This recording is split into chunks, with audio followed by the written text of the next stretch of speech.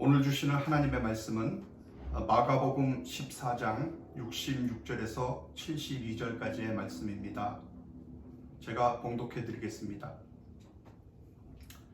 베드로는 아랫뜰에 있더니 대제사장의 여종 하나가 와서 베드로가 불 쬐고 있는 것을 보고 주목하여 이르되 너도 나사렛 예수와 함께 있었도다 하거늘 베드로가 부인하여 이르되 나는 네가 말하는 것이 무엇인지 알지도 못하고 깨닫지도 못하겠노라 하며 앞들로 나갈새 여종이 그를 보고 곁에 서 있는 자들에게 다시 이르되 이 사람은 그 도당이라 하되 또 부인하더라. 조금 후에 곁에 서 있는 사람들이 다시 베드로에게 말하되 너도 갈릴리 사람이니 참으로 그 도당이니라. 그러나 베드로가 저주하며 맹세하되 나는 너희가 말하는 이 사람을 알지 못하노라 하니 달기 곧 두 번째 울더라. 이에 베드로가 예수께서 자기에게 하신 말씀 곧 달기 두 번 울기 전에 네가 세 번 나를 부인하리라 하심이 기억되어 그 일을 생각하고 울었더라. 할렐루야. 저는 오늘 두 자화상이라는 주님의 말씀으로 함께 은혜를 나누겠습니다. 인간이라면 누구나 사랑하는 사람을 잃는다든지 치명적인 질병에 걸린다든지 믿었던 사람에게 배신을 당한다든지 또 재정적인 어려움에 부닥친다든지 윤리적인 실수를 저지른다든지 하는 그런 일들을 겪게 마련입니다. 그리고 그러한 일들에 대한 예방 백신 그런 것은 없습니다.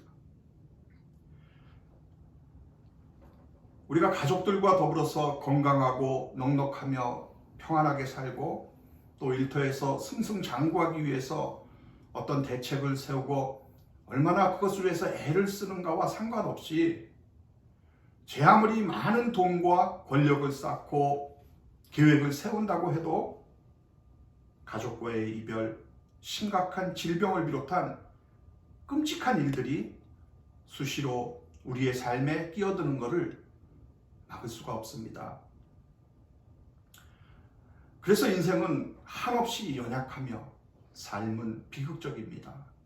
굳이 가르쳐주지 않아도 인간이라면 저절로 아는 그런 사실입니다. 그러므로 어려움과 아픔을 겪는 사람들은 인력으로는 도저히 어떻게 해볼 도리가 없음을 누구보다도 잘 알고 있는 것입니다. 우리가 이러한 절망에 무릎 꿇지 않으려면 누군가의 도움이 필요한데 결국 그 도움은 영적일 수밖에 없는 것입니다. 제가 목회자의 길에 들어서고 나서 이렇게 수많은 사람들이 겪는 이런 고난과 고통의 본질을 이해하고 또 누군가를 도우면서 제 자신 역시 고난에 올바르게 대처한다는 게 얼마나 그게 힘들고 혹독한 일인가를 정말 요즘 더 절실하게 깨닫고 있습니다. 그래서 고난을 당한 사람들이 제 곁에 다가올 때마다 하나님의 존재와 기독교 신앙을 향한 정말 혐오의 불길이 극렬하게 타오르는 그런 장면을 목격하기도 합니다. 그런 사람들에게 하나님은 전능하신 손으로 하늘의 별을 만들었고 그 손은 생명을 주기도 하고 거두어 가기도 하는데 하나님은 그 손으로 모든 것을 다스리심으로 우리가 알아야 하는 것은 그 하나님의 위대함이라고, 그리고 그 하나님의 위대함을 아는 사람만이 이렇게 우리에게 다가오는 힘든 고난과 고통 속에서 흔들리지 않는다라고 하는 이런 이야기를 말해주기가 솔직히 두렵습니다. 왜냐하면요, 지금 사랑하는 가족과의 이별로 또 직장을 잃고 외로움과 질병과 이렇게 우울증에 걸려서 하루하루를 고통과 싸우는 사람들에게 하나님의 위대함을 논한다는 것은 그저 멍든 가슴을 진통제 한 알로 달래려는 것과 다르지 않다는 것을 제가 절실하게 느끼기 때문입니다. 그러나 한편으로는 많은 사람들이 고통과 고난을 통해서 하나님을 만났다는 사실도 알게 되었습니다. 그러니까 역경이 주님으로부터 멀어지게 만들기는커녕 오히려 그동안의 영적 자만에서 깨어나서 도리어 주님께 가까이 다가서게 했다는 것입니다. 그래서 삶의 고난이 찾아들지 않는 한 아무도 하나님을 찾지 않는다라는 그 말이 그냥 하는 소리가 아니구나라는 것을 정말 절실하게 깨닫기도 합니다. 사랑하는 여러분, 고난은 그저 하나님의 존재를 믿게 하는데 그치질 않고 하나님의 살아계심과 하나님의 사랑과 은혜를 더 깊이 경험하게 해줍니다. 그래서 고난의 풀무불을 거치는 과정이야말로 정말 우리가 하나님을 추상적으로 그렇게 아는 그런 수준을 넘어서 인격적인 만남으로 이끄는 중요한 통로가 된다는 것입니다. 곤충학자인 찰스 코어만은 애벌레가 나비가 되기 위해서 고치구멍을 뚫고 나오는 그 광경을 오랫동안 관찰을 했다고 합니다. 그는 작은 구멍을 뚫고 나오기 위해서 그 몸부림을 치고 있는 나비가 안쓰러워 가위로 고치구멍을 조금 넓혀주었답니다. 그러자 큰 구멍으로 쉽게 빠져나온 나비는 그만 날지를 못하고 날개를 질질 끌며 바닥에 왔다 갔다 하다가 그냥 죽어버렸대요. 여러분, 대부분의 사람들이 시련이 없는 삶, 또 실패가 없는 삶을 동경하면서 살아갑니다. 그러나 개인이나 조직에 시련과 역경과 실패가 없다면 그것은 변장된 축복일 수가 있습니다. 혹독한 겨울이 있기 때문에 봄은 화려한 것입니다. 기독교 변증가인 C.S. 루이스는 고통이란 귀먹은 세상 사람들을 흔들어 깨우기 위한 하나님의 메가폰이다라고 이렇게 말을 했습니다. 무슨 말입니까? 우리가 잘 나갈 때는 하나님의 음성을 쉽게 듣지를 못한다는 것입니다. 실패의 고통을 통해서야 비로소 내게 말씀하시는 그 하나님의 음성을 듣기 시작하는 겁니다. 그래서 실패의 고통이 있어야 우리는 기도합니다. 실패의 고통 속에서 전능하신 하나님을 가까이 하기를 원하는 것입니다. 여러분, 그러므로 실패는 끝이 아닙니다. 하나님에게 나오라는 신호인 것입니다. 오늘 본문에 보면 예수님은 대제사장에게 보내져서 제사장 그 가야바의 뜰 앞에서 재판이 지금 진행되고 있습니다. 그리고 베드로는 예수님과 멀찍이 떨어져 뜰 아래서 사람들과 불을 쬐고 있습니다. 그런데 그 쬐고 있는 불로 인해서 베드로의 얼굴이 드러났습니다. 그래서 대제사장의 그 여종 하나가 베드로를 목격하고는 베드로에게 말합니다. 너도 나사렛 예수와 함께 있었도다. 이 말을 들은 베드로는 깜짝 놀라며 나는 네가 말하는 것이 무엇인지 알지도 못하고 깨닫지도 못하노라 라고 하면서 그 모닥불 근처에서 벗어나서 앞뜰로 나갔습니다. 그것은 자신의 얼굴이 드러나지 않도록 어둠 속으로 숨으려고 한 것입니다. 하지만 또 다른 여종이 베드로를 보면서 이 사람은 그 도당이다 라고 말을 합니다. 이번에도 베드로는 부인하게 됩니다. 그런데 조금 후에 여러 사람들이 베드로를 보면서 너도 갈릴리 사람이니 참으로 그 도당이다 라고 말을 합니다. 그때 베드로는 저주하며 맹세를 하면서 나는 저 사람과 전혀 상관없는 사람이다 라고 이렇게 부인을 하고 맙니다. 내가 저 사람을 알면 내 손에 장을 지지겠다는 그런 얘기입니다. 여러분, 베드로는 예수님이 가장 신뢰하신 제자였습니다. 하지만 예수님 앞에서 가장 많은 실패와 실수를 한 제자이기도 합니다. 여러분, 베드로는 그 예수님께서 제자들에게 너희가 다 나를 버릴 것이라 라고 이렇게 말씀하셨을 때에 다 버릴지라도 나는 그리하지 않겠나이다 라고 하면서 내가 주와 함께 죽을지언정 주를 부인하지 않겠나이다 하고 이렇게 큰 소리를 쳤던 그 인물도 베드로였고요. 또 예수님께서 밤중에 물 위로 걸어오실 때 배 안에서 두려워 떨던 그 다른 제자들과는 달리 주님 말씀하세요 하고 이렇게 물 위로 걸음을 내딛었던 그 사람도 바로 베드로였습니다. 베드로였습니다. 그리고 예수님이 체포당하실 때는 너무도 화가 나서 칼을 뽑아서 대제사장의 조에 귀를 내리친 것도 역시 베드로였습니다. 예수님의 다른 제자들은 겟세마네 동산에서 검과 몽치를 든 사람들이 다가올 때 다 달아났습니다. 그런데 베드로는 마지막까지 예수님은 어떻게 될까? 나라도 뒤따라가야지 하면서 따라갔다가 오늘 본문의 사건이 발생하게 된 것입니다. 사랑하는 여러분, 우리는 이 본문을 보면서 베드로를 쉽게 정죄할 수 없습니다.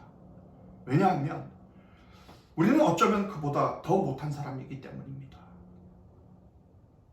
예수님을 따라갈 용기가 없었던 다른 제자들과 같이 우리의 모습도 역시 그러하다는 것입니다. 그런데 여러분들이 아셔야 할 한 가지 일이 더 있습니다. 베드로가 예수님을 마지막으로 부인할 즈음에 오늘 본문에는 나오지 않지만 누가복음 22장 61절에 보면 주께서 돌이켜 베드로를 보시니라는 말씀이 나옵니다. 무슨 말씀이에요? 예수님의 눈과 베드로의 눈이 마주친 것입니다. 여러분, 베드로가 얼마나 깜짝 놀랐겠습니까? 그때 바로 닭울음 소리가 들려왔습니다. 그리고 72절에 보니까 이에 베드로가 예수께서 자기에게 하신 말씀 곧 닭이 2번 울기 전에 네가 3번 나를 부인하리라 하심이 기억되어 그 일을 생각하고 울었더라 라고 말씀을 합니다. 그리고 마태복음과 누가복음에서는 밖에 나가서 심히 통곡하니라 라고 이렇게 기록을 했습니다.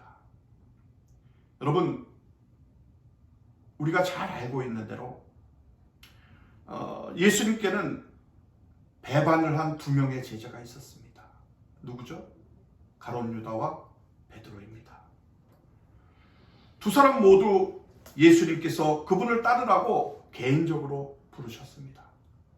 두 사람 모두 그 부르심에 따라서 주님을 3년 동안이나 밤낮으로 쫓았습니다. 두 사람 모두 예수님의 사역 동안에 매일같이 예수님의 그 놀라운 기적을 보았고 두 사람 모두 예수님께 능력과 권세를 받아서 둘 다 기적을 행하고 귀신을 쫓아낼 수가 있었습니다. 그리고 두 사람 모두 사탄에게 사로잡혀 예수님을 배반했습니다. 바로 3년째 되던 해에 마지막에 그랬어요. 예수님께서 십자가에 못 박히시기 바로 전이었습니다. 그런데 그중 한 명은 그의 삶을 순교자로서 십자가에 거꾸로 매달려 생을 마감하였고 영원한 축복을 받았습니다. 그러나 다른 한 명은 자기 생을 스스로 마감하는 비극적인 죽음을 맞이하였고 영원히 멸망하고 말았습니다. 그렇다면 여러분, 무엇이 이런 차이를 만들어낸 걸까요? 오늘날 교회도 이런 사람들이 가득합니다. 베드로와 유다와 같은 사람들이에요. 모두 같은 설교를 듣고 같은 진리와 같은 교리를 듣고 같은 영적인 교제를 경험하고 은혜와 능력을 체험하고 성도의 삶을 살아갑니다. 함께 예배하고 함께 찬양하고 함께 복음을 듣지만 그들은 결국 두 가지 극단에 처하게 됩니다.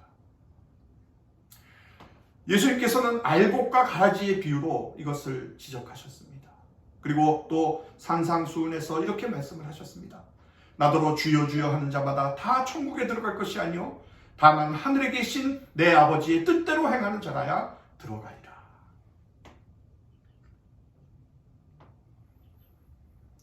유다는 예수님을 은 30에 팔고 그게 너무도 마음에 괴로워서 스스로 잘못을 뉘우치며 예수님이 십자가에 달리시는 게 너무 마음 아파서 그는 스스로 자기가 저지른 일에 책임을 지려고 밖에 나가서 목을 매달아 죽습니다. 그러나 베드로는 네가 달기 울기 전에 3번 나를 부인하라는 그 말씀이 생각이 나면서 예수님이 십자가에 돌아가시는 게 그게 너무나 마음이 아파서 밖에 나가서 하염없이 통곡을 했습니다. 사랑하는 여러분, 오늘 우리들에게 필요한 것이 무엇이겠습니까? 눈물 있는 인생을 살아가는 것입니다. 하나님 앞에서 우리들이 후회하는 인생을 살았을지라도 내 힘으로 해결하려다 끝나는 인생이 아니라, 하나님, 제 인생이 너무 비참하고 제 인생이 너무 실수가 많고, 하나님, 내 인생이 내 힘으로 해결되지가 않으니까 하나님, 저는 어떻게 하면 좋습니까? 어떻게 하면 좋아요? 하나님 앞에서 하염없이 눈물을 흘리며 통곡하는 그의 인생을 우리 하나님께서 바꿔주시는 거예요.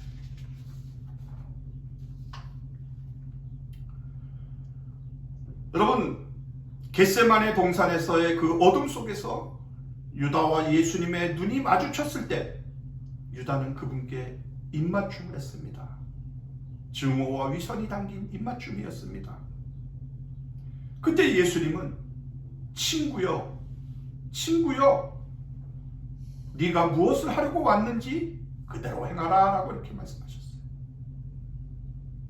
그리고 가야바의 뜰 앞에서 베드로와 예수님의 눈이 마주쳤을 때 베드로는 자신이 부끄럽고 수치스러워서 도저히 주님을 바라볼 수가 없었습니다.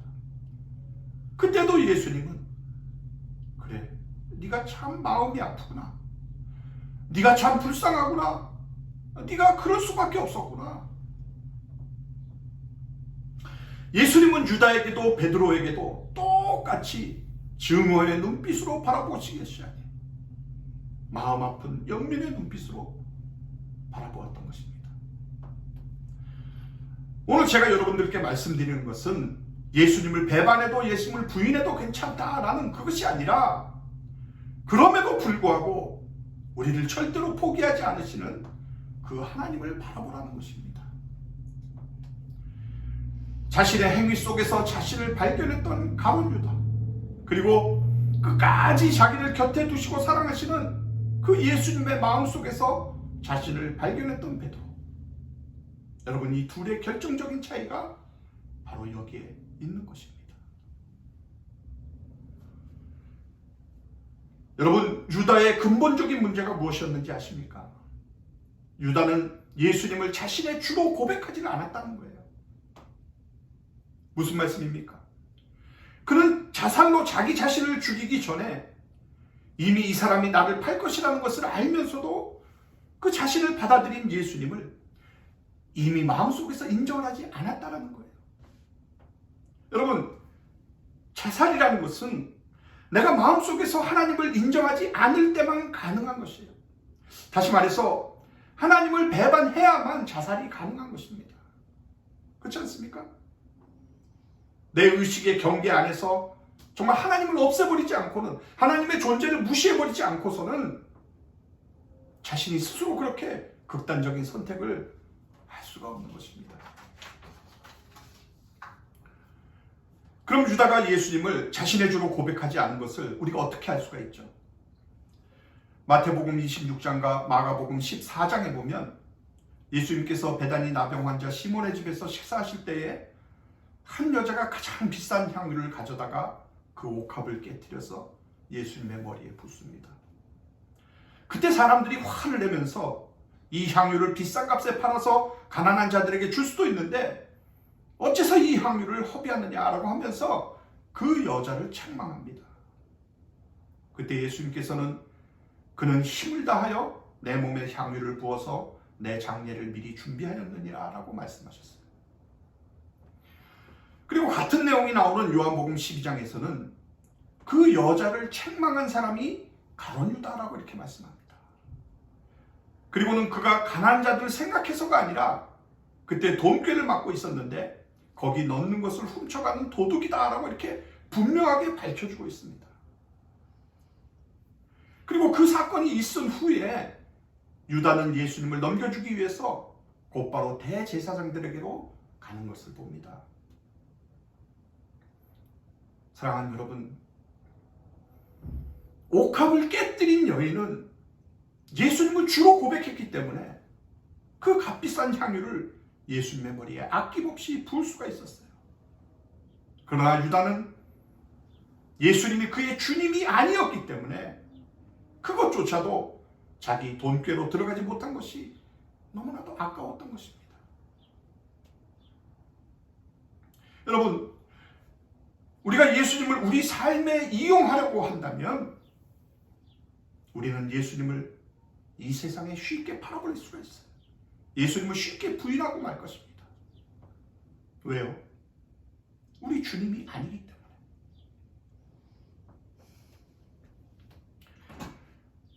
이동원 목사님이 쓰신 12제자의 이야기를 보면 가룟 유다에 대해서는 이런 표현을 쓰셨습니다.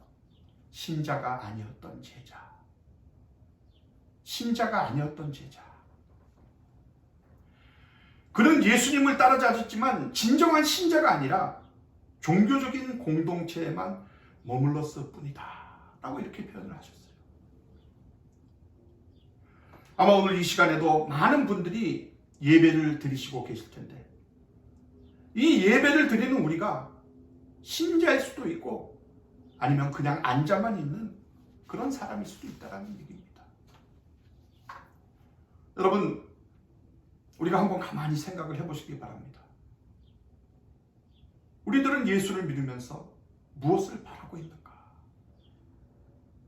우리가 예수 믿는 것이 비즈니스가 잘 되고 예수를 믿음으로 내 자식이 잘 되고 예수를 믿음으로 내가 어떤 명예를 얻고자 한다면 우리는 역시 잘못된 동기에서 예수님을 따를 뿐만이 아니라 예수님을 따르기는 하지만 그러나 신자는 아닐 수가 있다는 사실입니다.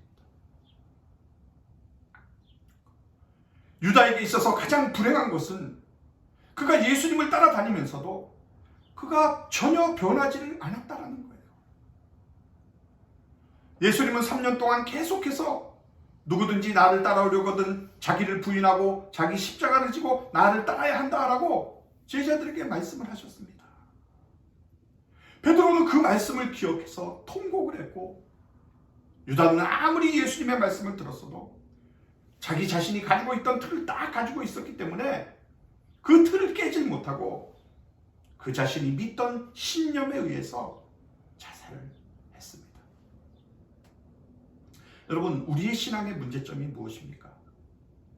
우리가 예수님을 믿고 예수님을 나의 삶에 주로 고백한다 하면서도 말로는 고백을 하는데 내가 절대로 주님 앞에서 깨지질 않는 거예요.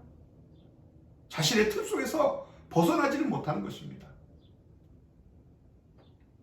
여러분, 오늘 여러분들이 세상에 나가 살아가시면서 여러분들이 예수님을 주라고 고백할 때 여러분들의 삶이 유다와 같은 비극적 삶의 주인공이 아니라 유다의 비극을 극복할 수 있는 정말 예수님을 나의 주님으로 고백할 수 있는 그런 삶을 우리가 살아야 되지 않겠습니까? 베드로와 유다가 똑같이 예수님을 배신했지만 그 배신 때문에 가슴 아파 주님 앞에 통곡했던 베드로처럼 우리의 잘못된 삶 가운데 내 스스로 문제를 해결하려고 하는 것이 아니라 내 삶의 주 되신 그 주님 앞에 우리의 문제를 내려놓아야만 하는 것입니다. 우리도 베드로처럼 정말 주님 앞에서 통곡해야 하는 것입니다. 여러분, 울음이라는 것이 무엇일까요? 못난 자기 자신에 대한 분노일 것입니다. 우리가 자신에 대한 분노를 그대로 놔두게 되면 울지 않고 울분만 가지게 되면 자신을 어둠 속에 가두게 됩니다. 그렇게 되면 내가 나를 미워하고 내가 나를 학대하고 스스로 공격하기 시작합니다. 그러면 가룟 유다처럼 절망과 좌절 가운데 자기 자신을 가두게 되고 심지어는 스스로 목숨을 끊는 그런 모습까지 갖게 될 수가 있는 겁니다. 울어야 할 때 울어야 합니다. 슬플 때 슬퍼야 합니다.